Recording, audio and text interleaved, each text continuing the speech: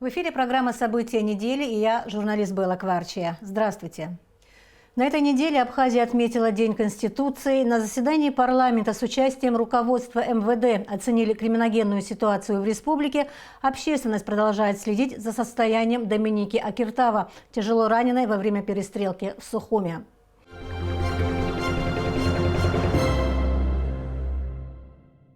25 ноября в преддверии празднования Дня Конституции в Абхазской государственной филармонии имени Раждена Гумба прошло торжественное мероприятие, посвященное 25-летию принятия основного закона страны.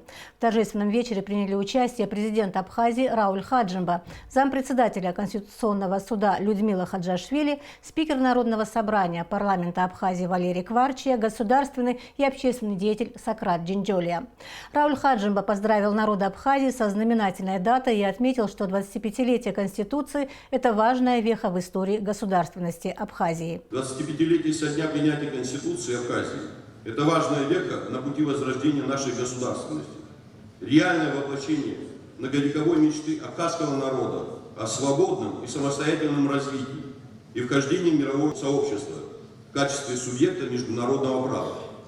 Не убийство, а террористический акт. Такое заявление сделали депутаты парламента на расширенном заседании Комитета по государственно-правовой политике по поводу произошедшего на набережной Сухума 22 ноября преступления.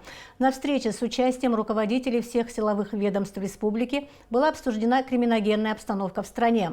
Спикер парламента Валерий Кварчий отметил, что существующая система взаимодействия правоохранительных органов дает сбой, и в этом контексте необходимо принимать решительные меры. Депутат парламента Валерий Агрба выразил свое мнение по произошедшему 22 ноября преступлению в центре Сухума. Возбудили уголовное дело по факту убийства, но здесь нужно расценивать как террористический акт. Это действие не учитывая личности, а учитывая способ, характер этого преступления.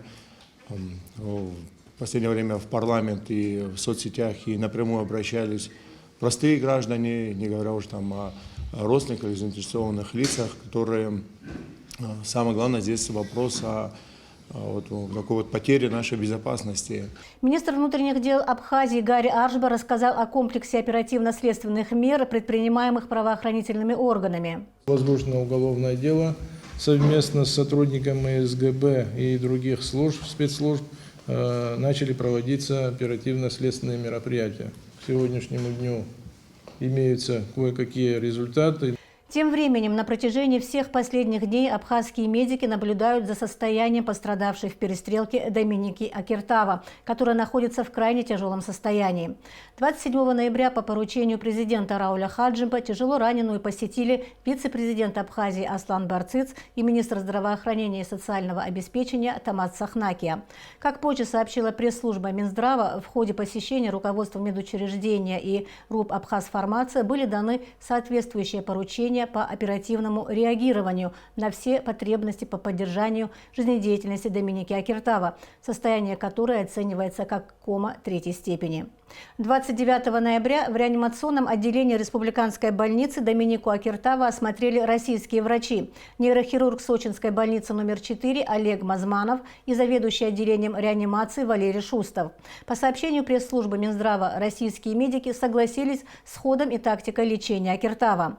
На данном этапе выполнены все необходимые и возможные манипуляции. У нас бы сделали то же самое. К сожалению, состояние остается очень тяжелым, сказал Мазманов.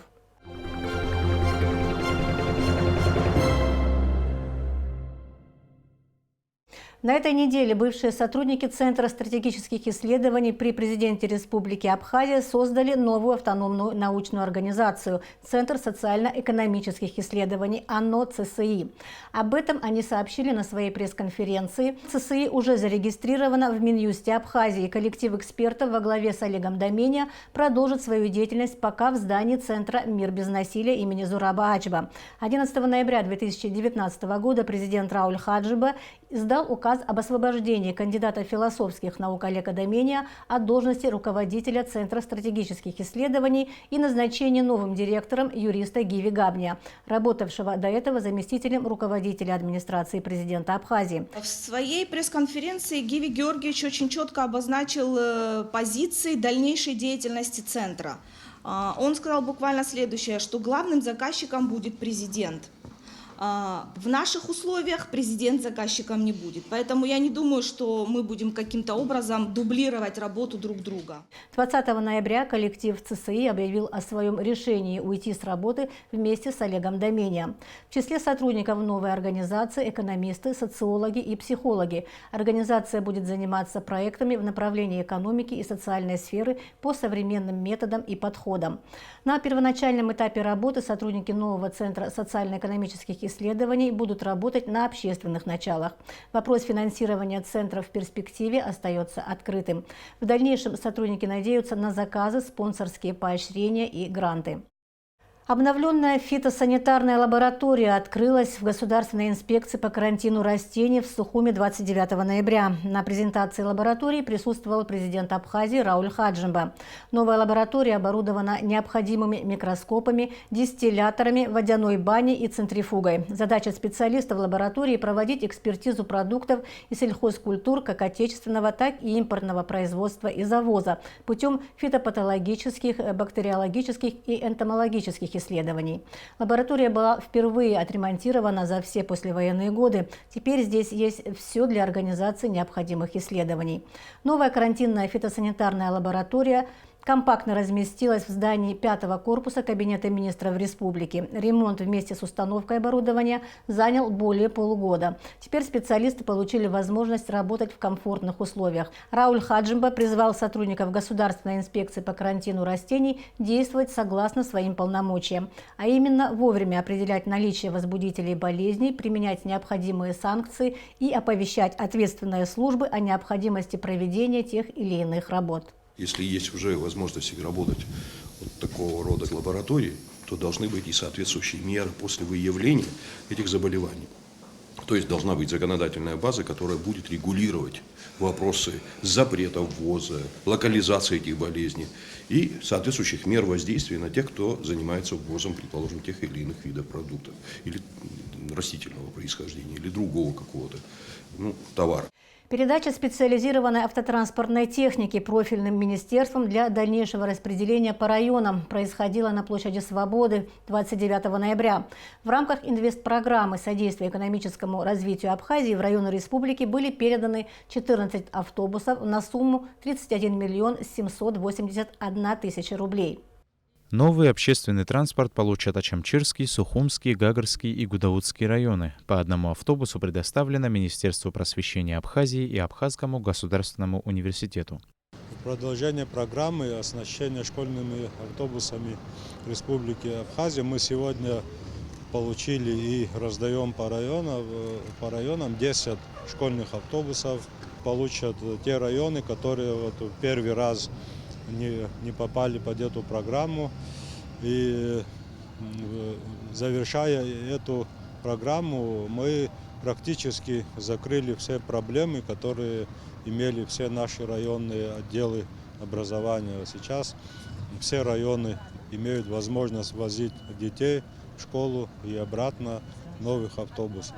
Также были закуплены 4 автомашины скорой медпомощи на базе УАЗ, общая стоимость которых составляет 5 миллионов 811 тысяч рублей. Автомобили переданы в центральные районные больницы Ачамчиры, Гала, Гулрыбша, а также центральной районной больницы города Гагра для работы в пункте скорой помощи поселка Цандрыбш. Это машины класса А, и там не предусмотрено такое полное оснащение, есть минимальный набор. И кроме того, есть аппараты, которые мы в рамках целевой программы обеспечили эти районные больницы. Они будут интегрированы. Это электрокардиографы прежде всего и дефибрилляторы. То есть для оказания скорой неотложной помощи. Ключи от новых автомашин скорой помощи были переданы лично в руки главврачам больниц. По их словам, новый автотранспорт намного улучшит работу медперсонала в районах. У нас очень большой район, пересеченная местность, Кадорское ущелье. Это все мы должны обслуживать. И эта машина была для нас первой необходимости, будем откровенны. Сегодня мы получаем эту машину, это для нас очень большая помощь. Новые школьные автобусы марки ПАЗ российского производства очень комфортны, и каждый из них может вместить до 40 пассажиров. Это последняя партия автобусов, поступивших в республику в рамках российской инвестпрограммы. На данном этапе мы завершили эту программу. Сейчас идет работа над тем, чтобы упорядочить вообще движение автотранспорта по всей Абхазии. Это проблема, с которой сталкиваются наши граждане ежедневно. Мы видим, что рынок самообразовался, саморегулируется, и, к сожалению, он не в пользу тех граждан, которые пользуются этими услугами. Поэтому здесь, учитывая то, что мы существенным образом обновили автопарк, и государство уже более активно будет вмешиваться во все эти процессы. Если раньше валовая доля всех перевозок осуществлялась частным автотранспортными средствами, которые были там прикреплены к тем или иным АТП, сейчас у нас уже есть такой серьезный свой автопарк, благодаря которому мы можем уже активно вмешиваться во все эти процессы и регулировать. В целом, в 2019 году для решения неотложных социальных вопросов по обеспечению транспортной доступности по поручению президента Республики Абхазия было закуплено 76 городских, пригородных и школьных автобусов на сумму около 194 миллионов 662 тысяч рублей. Саиджар Сали, Алексей Баструков, Абхазское телевидение. Ранее мы сообщали, что Минздрав Республики продлил соглашение с российской стороной по обеспечению лекарственными препаратами граждан России, постоянно проживающих в Абхазии, а также принял несколько целевых программ в области здравоохранения. Как будет работать новое соглашение и какие возможности существуют у государства для реализации медицинских целевых проектов? Эти вопросы мы обсудили в интервью с министром здравоохранения и социального обеспечения Абхазии Тамазом Цахнакия.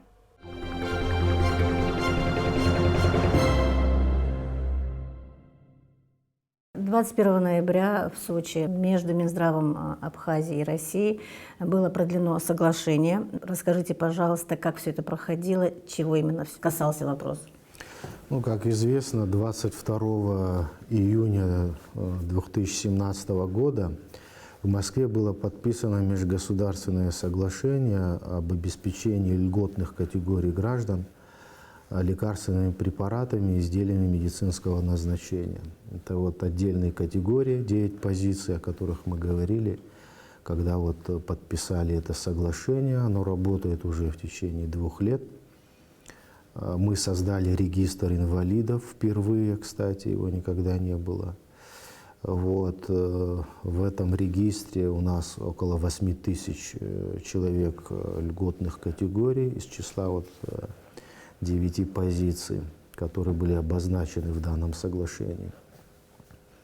И эта категория людей получали там в определенное время, значит, препараты по назначению врача.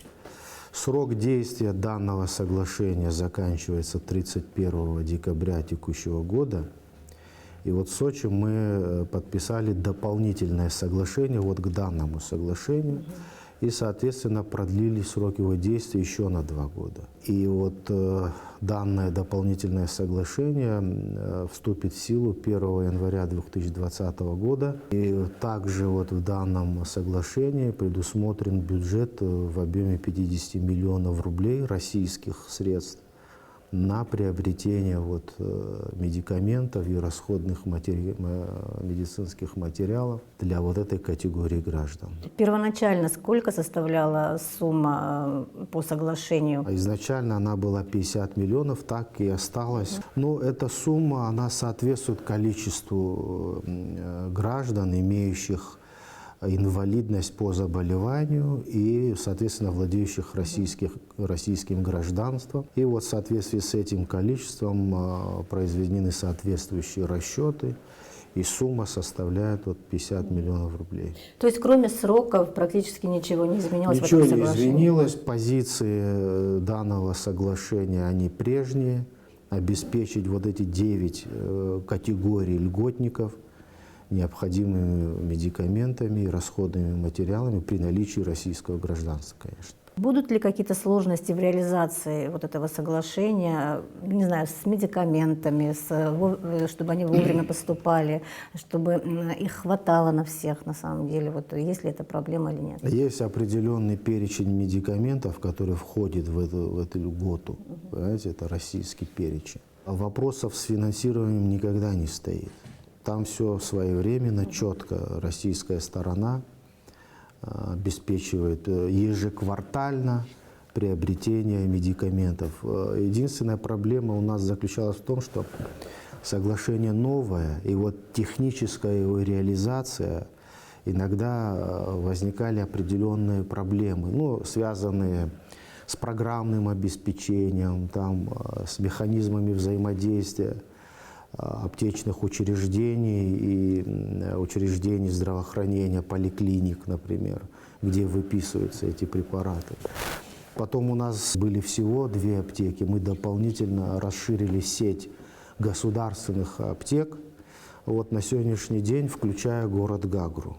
У нас и в городе Сухум, Гудаута, Ачамчира и Тхварчал вот, есть вот эти вот аптеки государственные, которые, значит, будут обеспечивать вот этих категорий препаратами. Конечно, там не полный перечень медикаментов, естественно. Это лишь амбулаторная часть. То есть то, что назначается как бы в амбулаторном порядке. Вот. Но это достаточно большое подспорье для наших пациентов.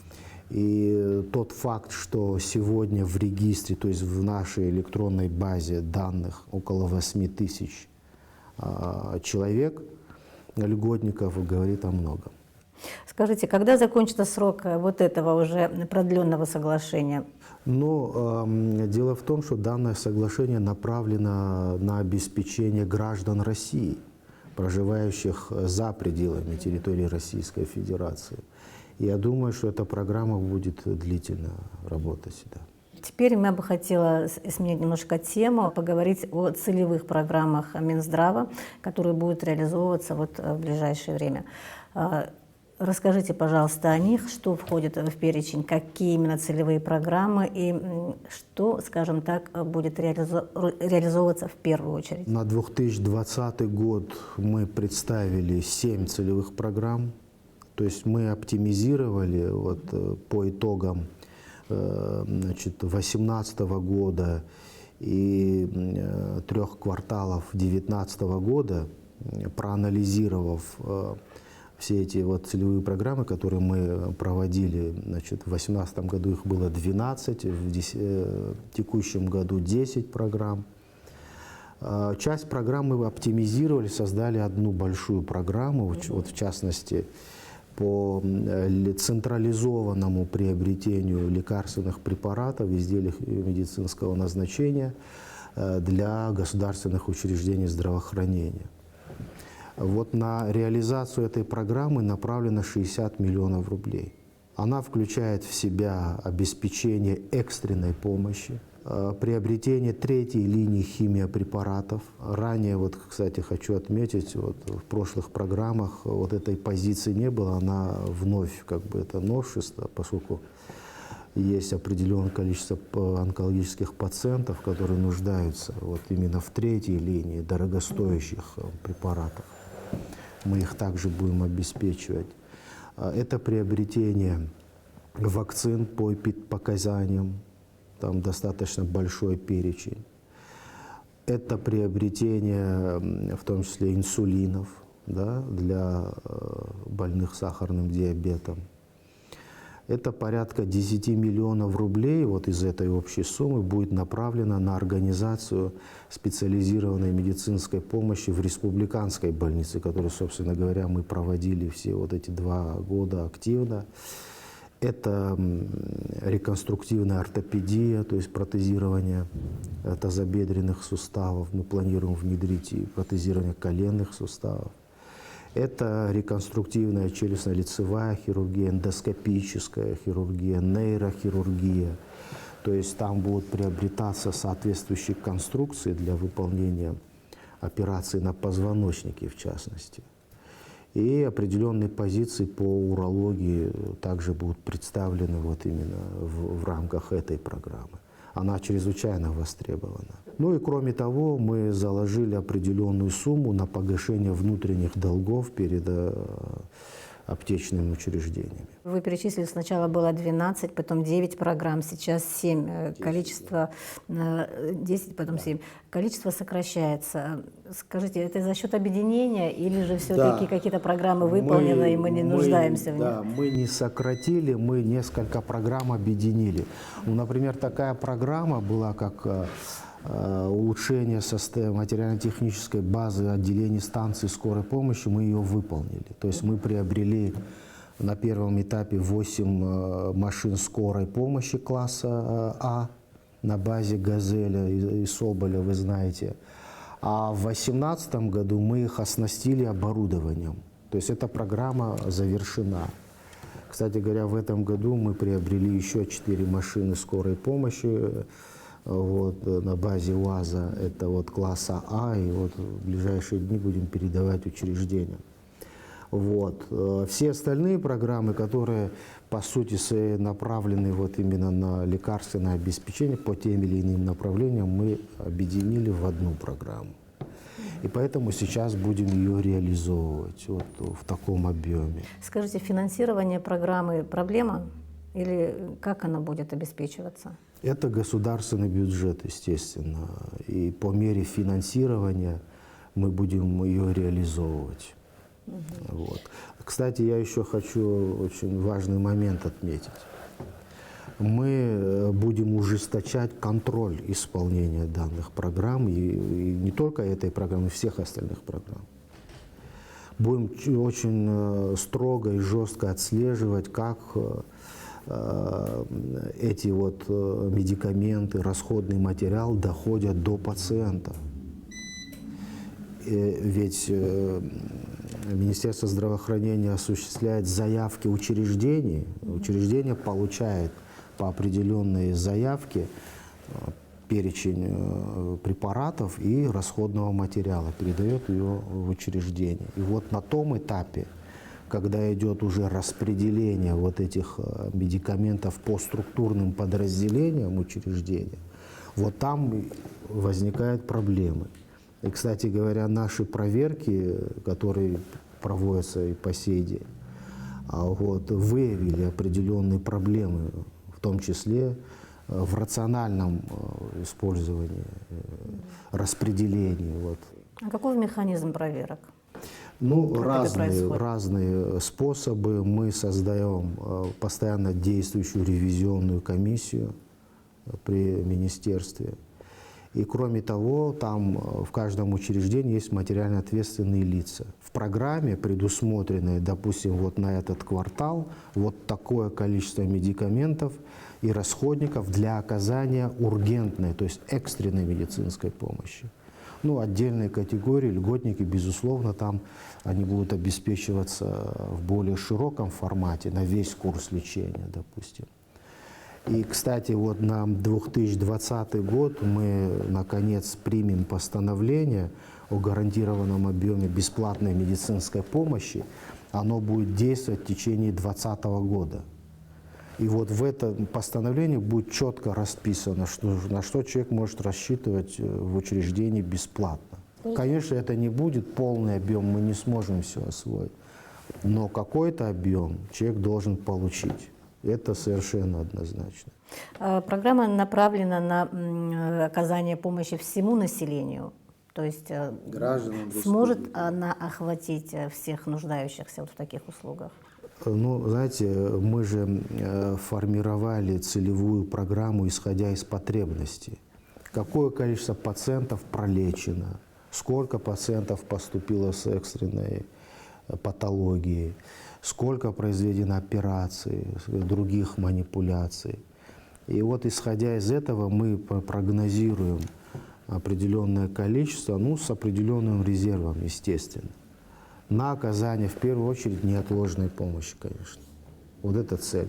Это соответствует закону о здравоохранении, потому что там четко прописано, что государство гарантирует гражданину.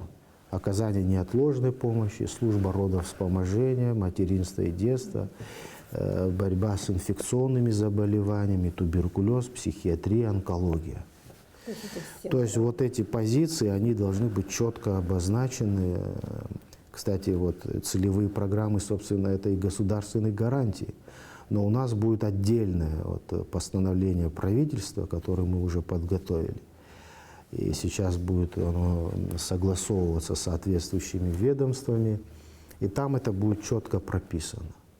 Вот, вплоть до перечня медикаментов и расходников, которые гражданин должен бесплатно получить. Он должен быть в наличии. По заявке обеспечили там, и, соответственно, его распределение. Ну, конечно, это все идеально никогда не бывает, к сожалению. Бывают задержки с финансированием, бывают задержки с поставкой тех же медикаментов и расходных материалов. Мы же заказчики. Вот, поэтому здесь нюансы бывают, конечно, но мы будем стараться максимально минимизировать вот эти вот проблемы. Ну, кроме того, у нас принято это продолжение программы по туберкулезу, борьбе с туберкулезом, приобретение медикаментов, вот, противотуберкулезных препаратов первой и второй линии и препаратов для лечения побочных эффектов, а также приобретение реактивов для диагностики туберкулеза. Ну и, соответственно, программы по кадровому обеспечению. Она будет направлена вот на обучение вузовского образования, тех студентов, которые у нас уже учатся. На сегодняшний день 70 человек. В следующем году мы планируем дополнительно включить 6 выпускников медицинских вузов, которые будут направлены в клиническую ординатуру по тем специальностям, в которых нуждается наше здравоохранение. Дополнительно включать вузы мы в следующий год не будем. Только после вузовское образование. Скажите, как быстро вот эти программы начнут ощущаться на практике? Когда все это можно будет уже получить в наших медучреждениях? Как только бюджет будет утвержден, и у нас будет регулярное финансирование по нашим заявкам, мы заявки все направляем в Минфин. Сколько времени на это уходит обычно? С Минфином, согласование? Там... Ну, в течение месяца, как правило, на все. Да, проблемы были. Вот и в 2018 году у нас по ряду позиций исполнения бюджета было не более 40%. Естественно, этого недостаточно было для того, чтобы решить все вопросы в полном объеме. Поэтому мы принимаем определенные решения. И вот, во всяком случае, в 2019 году большая часть программ реализована. И на 2020 год будет направлено 50 миллионов рублей для оказания специализированной помощи и высокотехнологичной за пределами республики, а также на территории. То есть мы можем приглашать специалистов при необходимости, которые в наших условиях, например, в республиканской больнице, смогут выполнить какую-то высокотехнологичную операцию и, соответственно, провести мастер-класс для наших специалистов. На этой неделе буквально открылось медицинское управление МЧС. Минздрав наш имеет к этому отношение, к этому событию? Ну, это структурное подразделение МЧС. Мы имеем отношение поскольку в прошлом году подготовили соответствующее соглашение о взаимодействии Минздрава и МЧС на случай чрезвычайных ситуаций. Вот там расписано четко алгоритм действий, когда, где, кто что должен делать. Вот в этом плане. Ну и, конечно, медицинское управление, оно направлено на оказание помощи вот именно в чрезвычайных ситуациях. И, конечно, для нас это тоже подспорье, взаимодействие. Значит, конечная цель – оказать помощь человеку, правильно его транспортировать на соответствующем наземном или воздушном транспорте, лечебное учреждение. От этого много зависит. Были различные разговоры по поводу строительства детской больницы. Так будет оно или не будет осуществляться по следующей инвестпрограмме? Да, этот вопрос нами включен в повестку дня межправительственной комиссии, которая должна состояться в декабре месяце. И надеемся, что соответствующее решение будет принято для того, чтобы это учреждение у нас было.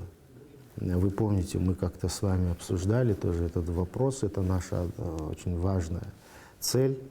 Значит, создать вот такой детский медицинский центр, вот современный, оборудованный всем необходимым оборудованием вот, и подготовленными специалистами, конечно. Надеемся, что решение будет принято. Минздрав и Министерство по социальному обеспечению объединились. В связи с этим как работа поменялась? Ну, у нас только идет реорганизация ведомства. Во-первых, мы оптимизировали штатное расписание, мы скорректировали бюджет, мы подготовили новое положение о министерстве. И там четко расписали все структурные, не просто подразделения, а функциональные обязанности.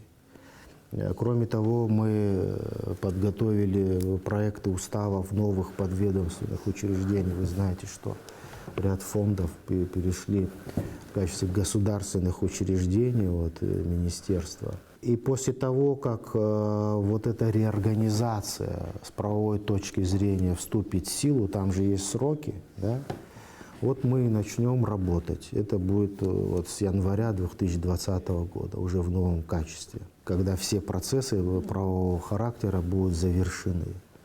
И я надеюсь, что поскольку это социальная сфера, и здравоохранение, социальное обеспечение, вопросы труда, занятости там, и так далее, это достаточно близкие отрасли, и мы часто, довольно-таки часто и ранее соприкасались в решении общих вопросов, в том числе социальной поддержки граждан отдельных его категорий.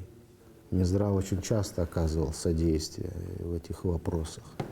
Я думаю, что эта оптимизация, она будет успешной, и мы должны работать в этом направлении активно. Вы думаете, будет удобнее?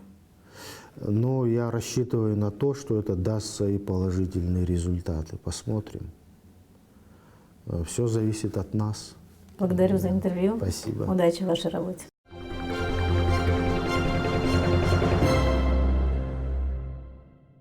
На верность Родине 56 новобранцев абхазской армии прошли торжественную церемонию принятия присяги. Мероприятие происходило в стенах Министерства обороны Республики. На церемонии присутствовали представители оборонного ведомства страны и родственники новобранцев.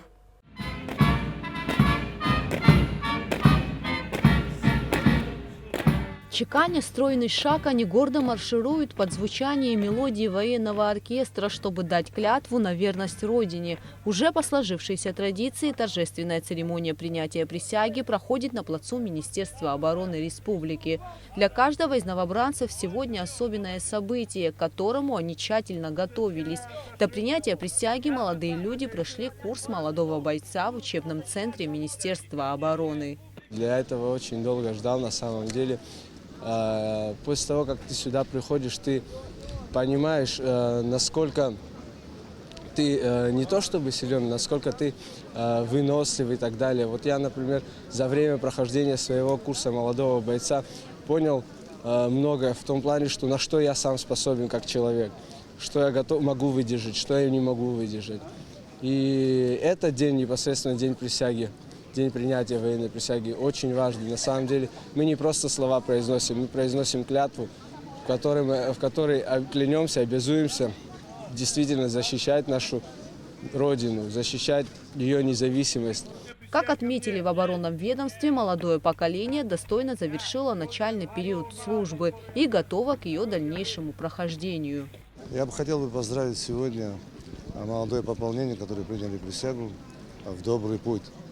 Ну, и хотелось бы затронуть те, которые должны пойти в армию, взять пример с них. Ничего страшного здесь не происходит.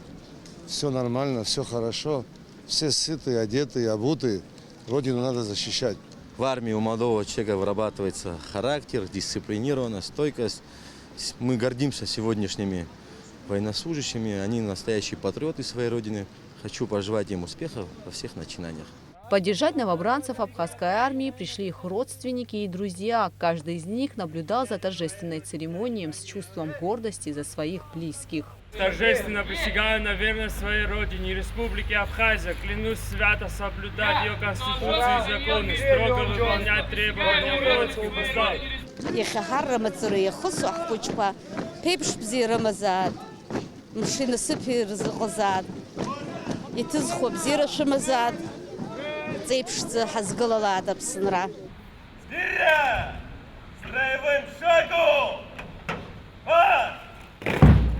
После завершения торжественной церемонии принятия присяги новобранцы будут распределены по воинским частям и отдельным подразделениям. Угут Савардания, Руслан Орлов для событий недели.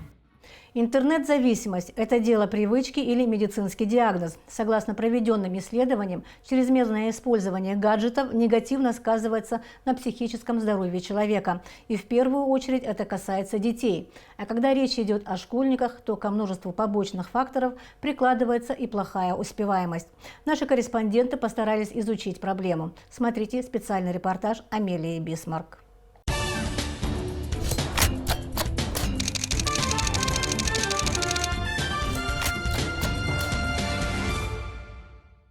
Детство. Это слово ассоциируется у меня с друзьями, дворовыми играми, веселыми поездками на природу. В моей памяти хранятся сотни красочных воспоминаний, пересказывать которые я могу с большим удовольствием и часами напролет. А смогут ли в будущем похвастаться подобным запасом детских впечатлений современные ребята? Ведь развлечения многих из них сходятся к пассивному сидению с гаджетами. Постепенно образ жизни детей становится схож с буднями пожилых людей. Их перестают привлекать активные игры, не интересует спорт и пропадает желание учиться. Дети перестали лазить по деревьям. Да? Вот просто на примере приведу. У меня во дворе общий двор. Мушмыла, она сгнила, испортилась на дереве. То есть, если в наше время они лазили по деревьям, еще зелеными срывались, сегодня им это все неинтересно. У нас были подвижные игры. Вот. Просто спускаясь во двор, им не интересно те подвижные игры, которые проводили мы. Им интересно, они даже сидя рядом, они общаются через телефон.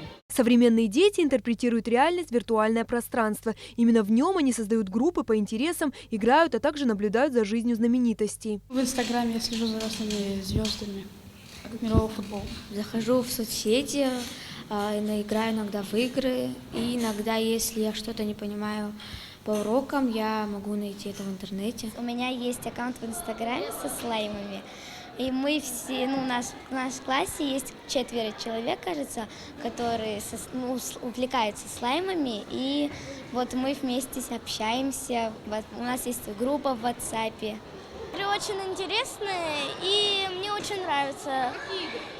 Например, Марио или там звуковые какие-то игры. Ребята довольно ясно обосновывают свой интерес к интернету, но страдает ли кто-то из них зависимостью, могут знать лишь родители, которые наблюдают за детьми дома. Обычную привычку посещать соцсети и серьезную зависимость легко отличить, говорит психолог Илана Кортуа. Зависимость – это ровно тогда, когда человека лишают, или он сам себя лишает, и при этом испытывает очень серьезный дискомфорт, когда ему невыносимо тяжело находиться там, где нет доступа к интернету. Если зависимость все-таки присутствует, то это серьезная проблема, которую не стоит оставлять без внимания. Степень привязанности бывает разной, соответственно, и ее последствия. В основном они сходятся к потере концентрации внимания на окружающем мире, в то время как реальное общение становится лишь формальным дополнением к виртуальности. Если это зависимость игровая, то, конечно, ребенку или подростку свойственно уходить,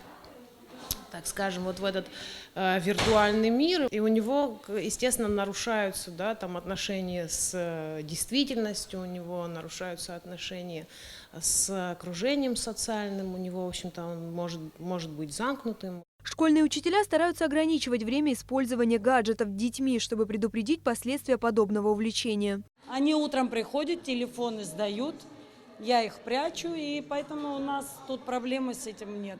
Они сидят и работают на уроках. В то же время преподаватели говорят о необходимости внедрения в процесс обучения интерактива. Метод мела и доски уже не интересен современным школьникам. Хочется, конечно, чтобы были побольше в каждом классе интерактивные доски, чтобы мы могли использовать тот же интернет во время урока. То есть не только с книжкой. Книжка это, конечно, хорошо, это нужно, но и тем интереснее урок будет, чем ты больше пользуешься тем же интернетом. То есть детям сегодня вот этот урок, который вот у нас проводился, он уже не так интересен. Да, они слушают на уроках, но хочется, и сами учителя тоже уже хотят уже больше преподнести. Но возможности как таковой пока у нас еще нет. В век информационных технологий интернет является неотъемлемой частью жизни. Лишать ребенка тех широких возможностей, которые подразумевают его использование, не есть правильно, отмечает и психолог. Нужно регулировать время нахождения ребенка в интернет-пространстве. Нужно точно знать, что именно, потому что интернет – это очень широкое понятие, и нужно точно понимать, чем он в этом пространстве увлечен, чем он занят, и почему он этим увлечен, и почему он там столько времени хочет находиться. То есть быть очень заинтересованным в ребенке со стороны родителей, что, в общем-то, его привлекает, что он получает и что он может получить. И какие вообще есть опасности, какие есть угрозы, связанные с использованием интернета. Также в этом вопросе важно демонстрировать правильный пример. То есть, если взрослые постоянно сидят в интернете, детей начинает волновать вполне обоснованный вопрос. А почему мне нельзя, если маме можно? У меня 2 сына, старший в 10 классе, младший в 8 классе. Конечно, не всегда контролируем так, как хотелось бы, но все равно стараемся по минимуму сидеть в телефоне.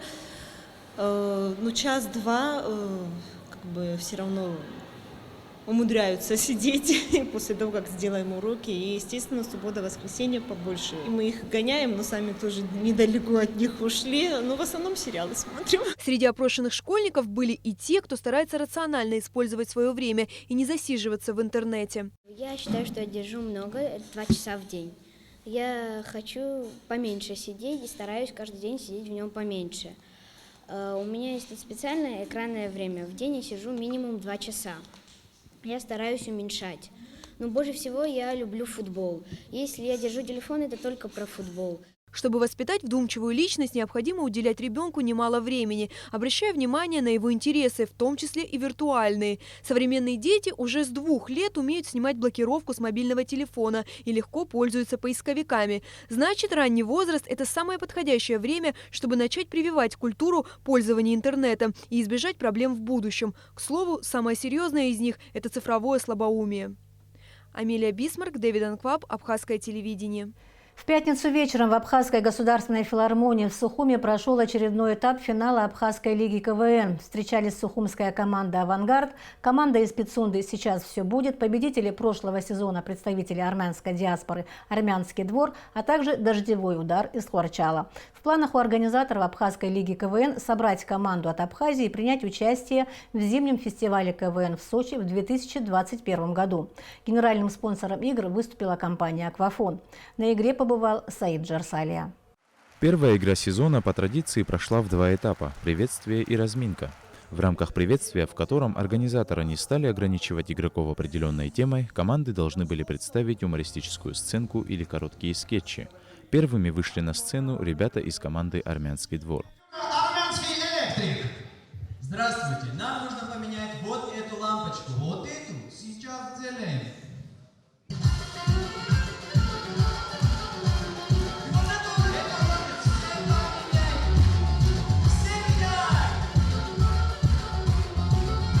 Рассмешить зал интересными шутками для команды «Авангарда» оказалось несложно. Тематика юмора была разнообразной.